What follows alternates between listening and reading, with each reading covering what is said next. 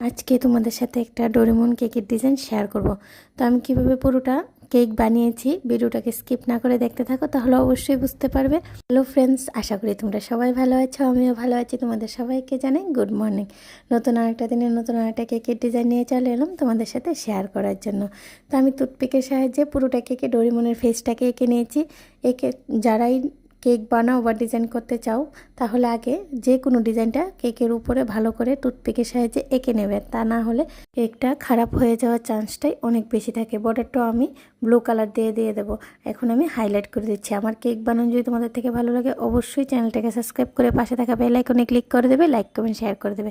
আর এই কেকের ডিজাইনটা কীরকম হলো কমেন্টসে জানিয়ে দেবে। তো আমার হাইলাইট করাও কমপ্লিট হয়ে গেছে। এখন আমি রেড জেল, যে জায়গাতে রেড জেল ছিল আর যে জায়গাতে ইয়েলো জেল ছিল, সেগুলো আমি প্রপার ডিজাইন অনুসারে দিয়ে দেবো। আজকের মতো এই পর্যন্তই। নেক্সট টাইম নতুন একটা ভিডিও নিয়ে তোমাদের সবার সাথে আবার দেখা হবে। রাতে